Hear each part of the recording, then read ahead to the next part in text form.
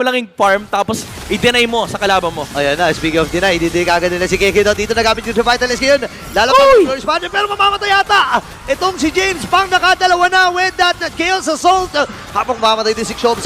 Super Yoshi! Ayun na, sa likuran talaga. Ang target ni Super Yoshi! And this time, mamamatay kagad yung jungler para sa AP Bren. Andun yung Lost Insanity, pero walang tatawanan. Dory Boy pa rin, nagamit yung Mountain Shocker. Tumama yung bangka.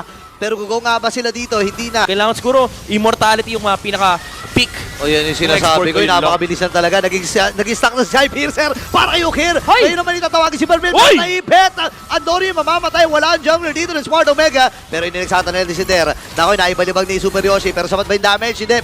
Kasi mabubuhay na rin si Keke para diretso. Meron na naman bubuhatin! Boomer si Ukir dito. Pero mamamatay siya! Kaya ba nilang basagin? Oy, si Keke Dot ay nandito. Umikot na! Ang tanong, kaya ba? Naku po, mahuli ata si Andori dito. Kailangan niya lumayo. Hinahabol pa rin siya ng Xiobs. Andun na rin si James Bugs. Pop yung immortality ngayon, Super Yoshi. Ililigtas niya ba itong si Andorio? Ang tanong, ay ang kasagutan ay hindi na nga niya magagawa. Pop yung emo. Delikado at ang Smart Omega dito. Kupili niya. Oo nga pala, may reset yun eh. So, parang gagawin mo dito kung i-burst mo na ba talaga ginamit yung Glorious Pathway. Okay, si Luis nakaharap. Atras pa rin Lord tinutuloy ng AP Bren. Wala, hindi makalapit. Hindi na rin yung Chaos Assault na mula dito kay Ukir. Wala nang makalapit sa Hive. Hirap naman gamitin kayo sa Sol para sa Lord papasok na. Ginamit na kayo Winter Crown. Yun yung sinasabi natin ngayon. Ito na yung dive na gagawin ng AP Bren. Kailangan matras si Smart Omega. Basta ni Torres Wimbledon itaas pero nakasabi na with the grab. Ngayon naman, si Antonio ay nakapupok na nga rin lang.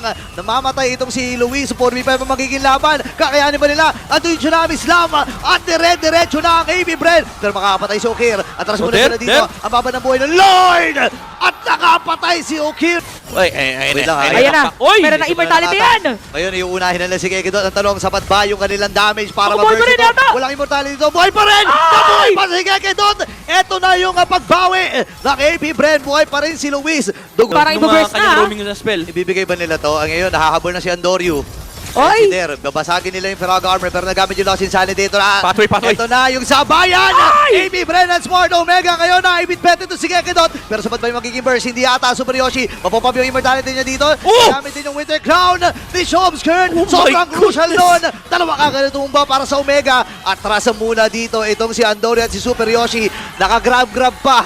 Pero yung mga minions, tinatapos na yung laban. Yung mga minions, tinatapos na ang laban.